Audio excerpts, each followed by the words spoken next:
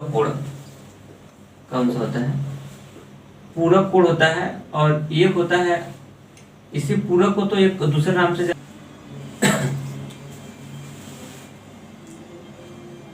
सो hi guys, मैं आशीष यादव आपका आपके यूट्यूब चैनल पर स्वागत करता हूं। दोस्तों, अगर आप क्लास 10वीं कक्षा की अगर आप तैयारी करते हैं तो बिल्कुल सही स्थान पे हैं। तो चलिए मैं आपको बता दूं कि क्लास मैथ का है और हम आपको यहाँ पे मैथ के अच्छे अच्छे फैक्ट हो, चाहे फार्मूले हो, चाहे कॉन्सेप्ट हो, चाहे कुछ भी हो, इन सब के बारे में पूरा डिटेल से मैं आपको बताया हूँ और बताता आऊँगा। और भी आगे जितने भी क्वेश्चन बनेंगे, जितने भी एक्सरसाइज के, उन सारे क्वेश्चन को मैं क्या करूँगा, इजीली पूर्वक आपके सामने रखूंगा। और मैं आपको बता दूं कि एग्जाम आपका बहुत ही करीब आ चुका है और आपके पास टाइमिंग जो है बहुत ही शार्ट होने वाला है, क्योंकि अब दिसंबर आने वाला है। दिसंबर के बाद आपका जनवरी स्टार्ट हो जाएगा और उसके बाद आपके पास टाइमिंग बहुत ही कम बचेगा। तो ऐसे केस में आपके पास एक ही ऑप्शन है कि अच्छे तरीके से तैयार करिए, क्योंकि जो 2-3 महीने का है आपके अंदर फासला, ये बहुत जल्दी बीत जाएगा। ये बहुत लॉन्ग टाइम नहीं है। और जहाँ तक मेरा मानना है कि ये जो पेपर होगा आपका, ये फरवरी तक नहीं, मार्च तक का मेरा जहाँ तक अनुमान है कि मार्च एंड तक या फिर अप्रैल के फर्स्ट वीक के साथ स्टार्ट हो जाए पेपर, जहाँ तक मेरा मानना है। इतने तक एग्जाम आपके होने की ज्यादा से संभावना बन रही है, बन सकती है। अभी कंफर्म नहीं, एक आइडिया मैं आपको दे रहा हूँ। अभी कोई ऑफिशियल डेटा तो है नहीं कि नहीं इतने टाइम पे होगा, इसका एग्जैक्ट डेटा कुछ तो पता होता है नहीं वैसे। ठीक है, तो चलिए मैं आपको आज क्या बताने वाला हूँ। मैं आपको बताने वाला हूँ मैथ का, हम लोग जो त्रिकोणमिति के अनुप्रयोग पे आधारित सवाल पढ़ रहे थे, उसका 16 नंबर वाला सवाल बताऊंगा। जैसे 16 नंबर का सवाल समाप्त हो जाएंगे, उसके बाद मैं आपको एंट्री कराऊंगा नए एक्सरसाइज में। और नया वाला एक्सरसाइज कौन सा होगा मैं बता देता हूँ। नया वाला एक्सरसाइज होगा आपका रचनाएं। जो रचना वाला चैप्टर है उसके बारे में मैं आपको डीपली से बताऊंगा, क्योंकि यहाँ से एक क्वेश्चन आना एकदम पूरी तरह 100% कंपल्सरी है, एकदम आता ही है यहाँ से। तो ऐसे केस में क्यों ना उस क्वेश्चन को मैं क्या करूं, बता देता हूं। कल वही चैप्टर रचना स्टार्ट होगा। तो चलिए आज का मैं 16 नंबर का क्वेश्चन बताता हूं। यहाँ से बता रहा है कि मीनार के आधार से एक सरल रेखा में 4 मीटर और 9 मीटर की दूरी पर स्थित दो बिंदुओं से मीनार के जो शिखर का उन्नयन कोण है क्या है, वो पूरक है। तो फिर उसके बाद बोल रहा है कि सिद्ध करिए कि मीनार की जो ऊंचाई है वो कितना मीटर है, 6 मीटर है। उन्नयन कोण बना हुआ जो उन्नयन कोण है वो क्या है, पूरक कोण है। आप जानते हैं पूरक कोण क्या होता है। इसमें आपको सबसे बड़ी बात ये होना है, इसके पहले जितने भी सवाल आपने पढ़ा था उसमें दिया था कि 30 अंश, 40 अंश, 50 अंश, 90 अंश, इस तरह से एंगल देता था। लेकिन इस क्वेश्चन में क्या किया है, एंगल छुपा दिया है। एंगल की जगह एक सेंटेंस इस्तेमाल कर दिया है और उसका नाम क्या है उन्होंने बताया, पूरक। तो देखिए थोड़ा सा मैं आपको सवाल बताने से पहले एक चीज बता देता हूं, और वो चीज अगर आप जान जाएंगे तो शायद ये सवाल एकदम हल्का हो जाएगा। इस सवाल में एकदम इजी है, सवाल में वैसे कुछ है नहीं। एक चीज आपको जानना पड़ेगा और मैं आपको बता भी देता हूं। देखिए एक होता है पूरक, जानते हो कोटि पूरक, क्या कोटि पूरक कोण नाम सुना होगा। और एक होता है, तो एक हो गया यहां से दूसरा का, एक होता है ना समपूरक, समपूरक कोण। अगर नहीं पता है तो आज से पता कर लो। पूरक कोण क्या होते हैं, जब दो कोणों को जोड़ा और उनका योग अगर 90 डिग्री आता है तो पूरक कोण कहलाता है। अगर दो कोणों को जोड़ा और उसका योगफल 180 डिग्री आता है तो ऐसे कोणों को हम लोग क्या बोलते हैं, कोटि पूरक कोण कहते हैं। तो पूरक और कोटि पूरक का डिफरेंस समझ में आया। जैसे मैं उदाहरण के द्वारा समझाऊं तो जैसे अगर एक कोण हो जाए 60 डिग्री और दूसरा का कोण हो जाए कितना, 30 डिग्री, तो 60 और 30 जोड़ोगे तो 90 आएगा। तो ये 60 और 30 आपके पूरक कोण हो जाएंगे। जैसे एक 89 हो गया, 89 और 1, इनको जोड़ने पे 90 आएगा, तो ये पूरक कोण हो जाएंगे। मतलब जब दो कोणों को अगर आप ऐड करेंगे, जैसे एक हो जाए, अगर एक मैं लेता हूँ 50 तो दूसरा का कोई पूछेगा तो 30 बताना होगा। मतलब जब दो कोणों को अगर आप ऐड किया, एडिशन किया, जोड़ा और उनका योग 90 आया तो पूरक हो जाएंगे। अगर उनका योग 180 अंश आता है तो वो समपूरक हो जाएंगे। जैसे अगर 170 अंश प्लस 10, एक कोण 170 का है, दूसरा का कोण 10 का है, इसको जोड़ोगे तो 180 आएगा, जो आपका क्या होगा, समपूरक होगा। बस इसी बेस पे करना है और उसके बाद तो समझ में आ गया होगा। पहले हम लोग इसका चित्र बनाते हैं, तब सवाल एकदम हो जाएगी क्या, इजी। चलिए मैं क्वेश्चन पढ़ देता हूँ। बता रहा है कि मीनार के आधार से, मीनार है, सबसे पहले हम लोग कैसे चित्र बनाते हैं, कैसे हैं चित्र बनाने का तरीका मैं बताया था। मीनार आ गया तो मीनार उनार होगा तो कहाँ पे होगा, पृथ्वी पे होगा। तो पहले एक पृथ्वी बना लीजिएगा इस तरह से, और इस पृथ्वी का नाम मैंने रख लिया ए और एक क्या रख लिया बी, और ये हमारा हो गया क्या, अर्थ, पृथ्वी हो गया। ये हमारा क्या हो चुका, पृथ्वी। अब बात यहाँ से देखिए बन जाएगी, बता रहा कि एक मीनार के आधार से, अब हाँ पृथ्वी आ गई तो पृथ्वी के ऊपर पहले तो हम लोग बनाएंगे क्या, मीनार। मीनार बना दिया मैंने, ये बना दिया, खड़ा कर दिया मीनार। क्या खड़ा कर दिया, ये मीनार खड़ा कर दिया, ABC एक नाम रख लिया, मीनार खड़ा कर दिया। मीनार का मतलब समझ रहे, पिलर उलर समझ जाओ, ऐसे समझ जाओ। मीनार का मतलब पिलर उलर, खम्भा उम्मा आप समझिए पहले तो, है ना। खम्भा समझ सकते हैं, समझाने की वजह से मैं आपको बता रहा हूँ। ये कितना डिग्री का हो जाएगा, 90 डिग्री का हो जाएगा। अब देखिए कह रहा है कि एक मीनार के आधार से एक सरल रेखा में 4 मीटर और 9 मीटर की दूरी पर स्थित दो बिंदु, मीनार के आधार से दो बिंदु हैं, एक 4 मीटर की दूरी पे है और एक कितना मीटर की दूरी पे है, 9 मीटर की दूरी पे है। तो आधार से, तो मीनार का आधार यही है, ये मीनार का शीर्ष हो जाएगा और ये मीनार का आधार हो जाएगा, पता है ना। तो दूरी कहाँ से मेजर करना है, मीनार के आधार से। मैं नहीं बोल रहा हूँ, क्वेश्चन बोल रहा है। मीनार के आधार से कितना मीटर की दूरी पे, 4 मीटर की दूरी पे। तो आप अगर 4 मीटर होगा तो दूरी कम होगी, छोटी दूरी, तो ये हो जाएगा 4 मीटर का, मीटर में ही दिया है हाँ। और एक 9 मीटर की दिया है आधार से, तो आधार से जब 9 मीटर आएंगे तो बड़ी दूरी होगा। तो ये 2 पॉइंट पकड़ लिया, ABCD। तो एक पॉइंट ए पे है, पॉइंट डी पे है। तो ये वाले डिस्टेंस है ना, ये लॉन्ग वाली डिस्टेंस, ये आपका है कितना मीटर का, ये है 9 मीटर की दूरी है। स्पष्ट हो गया कितने मीटर के डिस्टेंस है, 9 मीटर की डिस्टेंस है, मैंने बना लिया। अब क्या कर रहा है, दो बिंदु ले लिए, एक 4 मीटर की दूरी पे डी है, 9 मीटर की दूरी पे ए है। अब यहाँ से बता रहा है ना कि उसके शिखर पे बना जो उन्नयन कोण है वो एक दूसरे के क्या है, कोटि पूरक है। किसके, मीनार के शिखर पे। शिखर का मतलब यही शीर्ष, मतलब यहाँ से खड़ा होकर मीनार के शीर्ष को देख रहा है। तो देखने दो ना, अब इसको मैं यहाँ से दिखवा देता हूँ, तो ये देखने दो। तो ये देखेगा तो इसकी कौन सी रेखा हो जाएगी, दृष्टि रेखा। कौन सी रेखा हो जाएगी, दृष्टि रेखा। और कोण हमेशा बनता है क्षैतिज रेखा और दृष्टि रेखा के कहाँ, बीच। तो ये ऐसे यहाँ से देखेगा तो ये इसकी हो जाएगी दृष्टि रेखा। अब इसका हम लोग क्षैतिज घटक खींच लेते हैं। तो क्षैतिज घटक मैं बताया था कि हमेशा पृथ्वी के कहाँ खींचते हैं, समांतर।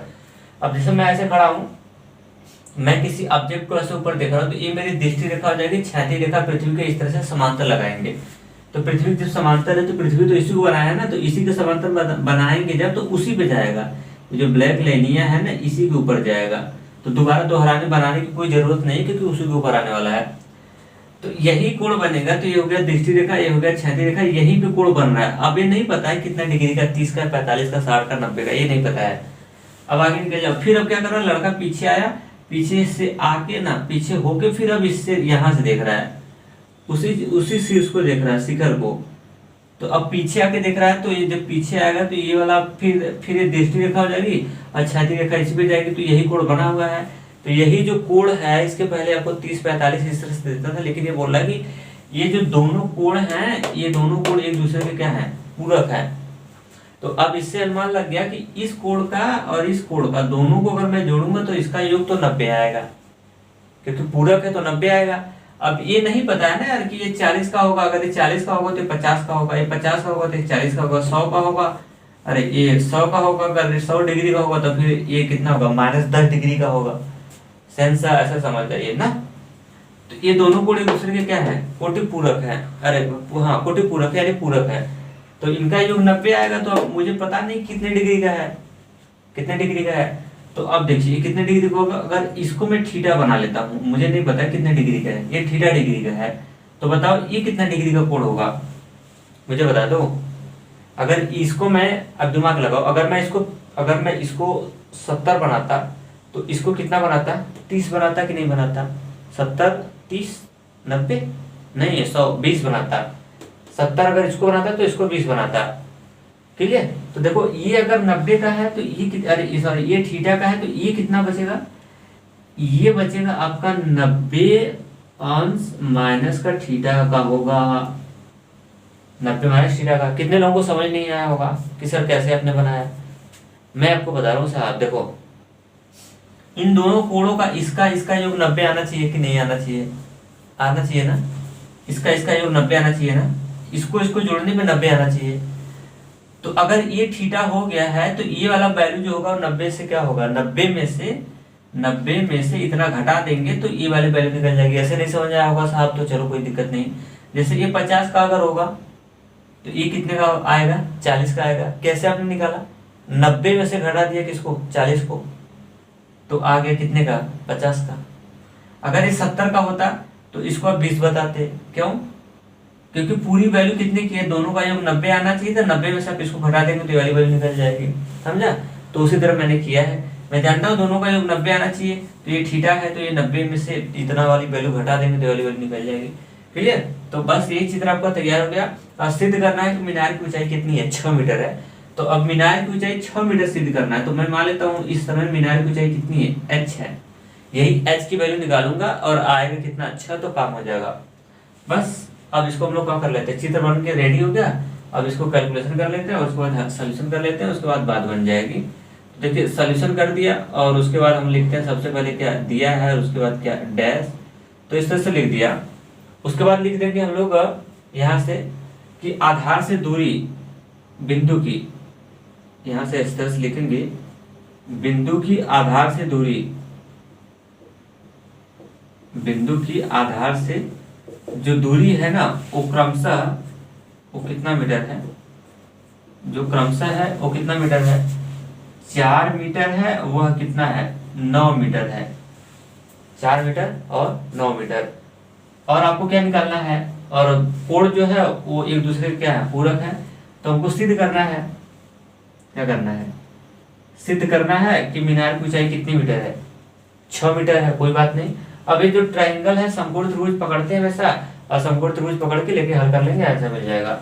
तो पहले कौन सा समकोण त्रिभुज पकड़ेंगे, पहले चाहे आपकी इच्छा है छोटू वाला ले लो चाहे बड़ा वाला ले लो, क्योंकि हम पकड़ेंगे समकोण त्रिभुज, क्योंकि समकोण त्रिभुज पे ही लाल बटे कक्का वाला फॉर्मूला बैठता है, एल ए एल बटे के ए के ए, ये वाला फॉर्मूला बैठता है समकोण त्रिभुज पे ही, है ना।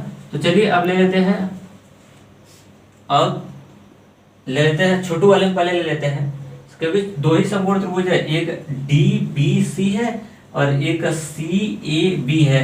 तो छोटू छोटू ले लेते हैं, पहले छोटू फिर बड़ा लेते हैं, जिसको मन करता है उसको आप ले सकते हैं, इसमें कोई दिक्कत नहीं है। अब यहां से ले लेते हैं समकोण त्रिभुज डीबीसी में, डीबीसी में, तो डीबीसी हो गया। यहाँ से फार्मूला हम लोग बैठा लेते हैं। फार्मूला कौन सा बैठेगा, मैं आपको तरीका सिखा दे रहा हूँ कि फार्मूला कौन सा बैठेगा। इसमें से देखिए अगर फार्मूले की बात किया जाए तो इसमें इसका देखिए हमको क्या क्या पता है, ये कितने का है, 4 का है और कितने का, h का है। तो ये थीटा के सामने वाला हो गया लंब और ये हो गया आधार, पर से कोई मतलब ही नहीं है। तो लंब और आधार में आप देख सकते हैं किसका रिलेशन होता है, tan का ही होता है। पहले वैल्यू sin होता है, दूसरा का cos, दूसरा का tan होता है। यानी इसका फॉर्मूला बैठ जाएगा, यहाँ से हम लगा लेंगे tan थीटा बराबर लंब बटे आधार, यहाँ से हो जाएगा tan, और थीटा की वैल्यू यहाँ पे कितना है, थीटा की वैल्यू खुद ही थीटा है, तो यहाँ पे थीटा ही चलेगा, इक्वल लंब, लंब की वैल्यू थीटा के सामने लंब होता है h बटे आधार, और आधार की वैल्यू कितनी है, 4 है। बस अब यहाँ से इसको बना लेते हैं हम लोग समीकरण नंबर कितना, 1। समीकरण नंबर कितना हो जाएगा, ये 1 हो जाएगा। अब समीकरण नंबर मैंने कितना बना लिया, इसका समीकरण नंबर 1 बना लिया। अब एक और समकोण त्रिभुज बचा हुआ है, उसमें देख लो। अब यहाँ से हम लोग ले लेते हैं समकोण त्रिभुज, बड़े वाले में ले लेते हैं, बड़े वाले में कहाँ बड़ा वाला हो गया, ये यहाँ पे ए बी सी में, समकोण त्रिभुज किसमें, ए बी सी में। तो बस चलते हैं, लगा लेते हैं और उसके बाद आंसर आ जाएगा। फिर उसमें कौन सा बैठेगा, देखो समकोण त्रिभुज बड़ा वाला लगाएंगे ना, तो उसमें थीटा के सामने वाला हो जाएगा लंब h, और ये पूरा इसका आधार हो जाएगा। तो आधार पता है 9 का है और h का है, तो फिर tan बैठ जाएगा, लंब और आधार में tan का ही संबंध होता है। तो फिर यहाँ से बैठ जाएगा आपका कितना है, tan थीटा बराबर लंब बटे क्या हो जाएगा, आधार हो जाएगा। यहाँ से tan, और इस बार थीटा इसका चेंज है, थीटा इसका 90 माइनस थीटा है, तो 90 अंश माइनस थीटा कर दे, इक्वल लंब रख लो, तो लंब इसका हो जाएगा कितना, h बटे आधार, और इसका आधार कितने का, 9 का ही है। ठीक है, अब थोड़ा सा और कर लो, उसके बाद आपको मिल जाने वाला है क्या, आंसर, प्रूफ हो जाएगा। अब इसको हम समीकरण नंबर थोड़ा सा और हल कर लेते हैं, देखिए वो क्या होगा। अब बताइए, ये आपको फॉर्मूला याद होना चाहिए, tan 90 माइनस थीटा का फॉर्मूला याद होना चाहिए कि tan 90 माइनस थीटा आपको क्या बताया था, याद है, 90 वाला केस है, 90 वाले केस में क्या होता है, चेंज होता है ना, टेन बदल जाएगा किसमें, कॉट में। टेन 90 माइनस थीटा, टेन बदल जाएगा किसमें, कॉट में। कॉट और थीटा, एंगल थीटा, तो थीटा लगा देंगे।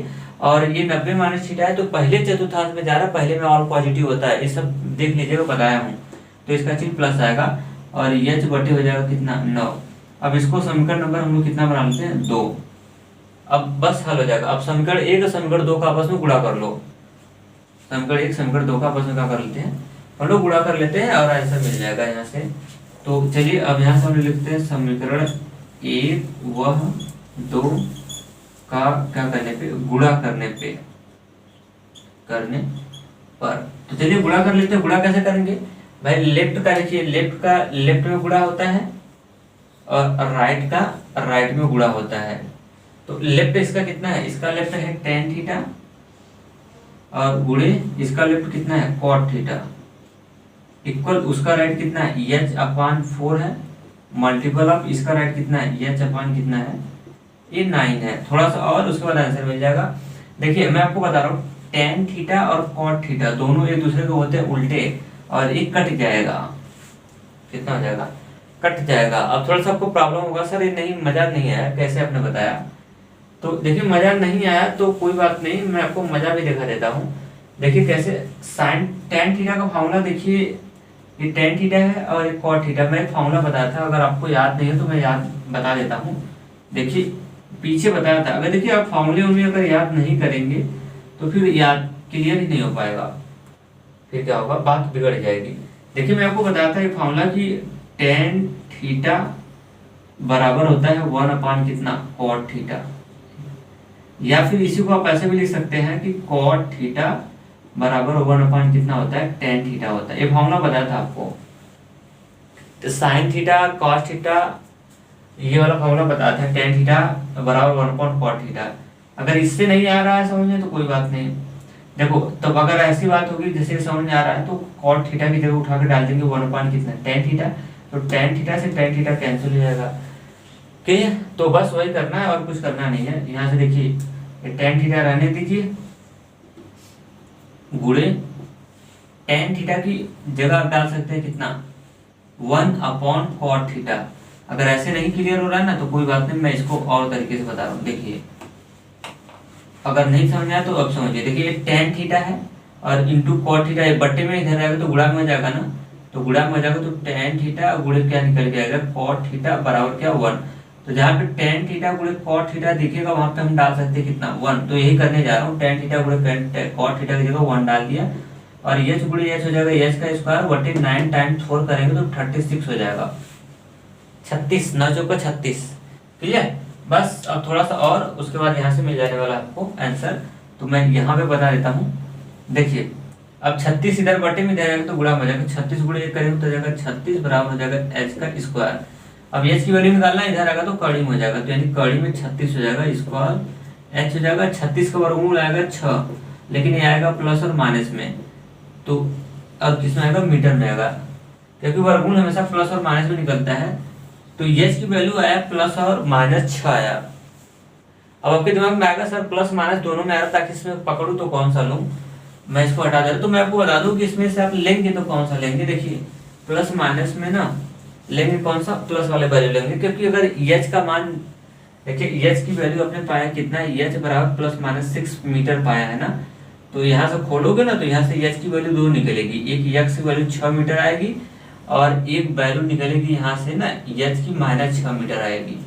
तो ये वैल्यू हम लोग क्या करेंगे, नहीं लेंगे। अब कहेंगे क्यों नहीं लेंगे, क्योंकि देखिए एच क्या है, ऊंचाई कभी माइनस नहीं हो सकती है, ऊंचाई जब भी होगा तो प्लस होगा, ठीक है। तो ये वाला आंसर ले लेंगे +6, लिख, बस प्रूफ हो गया। ये सिद्ध करना था और आपको प्रूफ हो गया, क्लियर। बोला था ना कि सिद्ध करिए कि इसकी ऊंचाई कितनी हो, 6 मीटर हो, तो ऊंचाई हमने निकाल लिया, कितना मीटर का, 6 मीटर का निकाल लिया, प्रूफ हो गया। तो मेरे ख्याल से पूरा समझ आया होगा। अगर वीडियो अच्छा लगा होगा तो अपना फीडबैक आप मुझे जरूर दीजिएगा। तो चलते हैं, आज के लिए इतना ही, थैंक्स।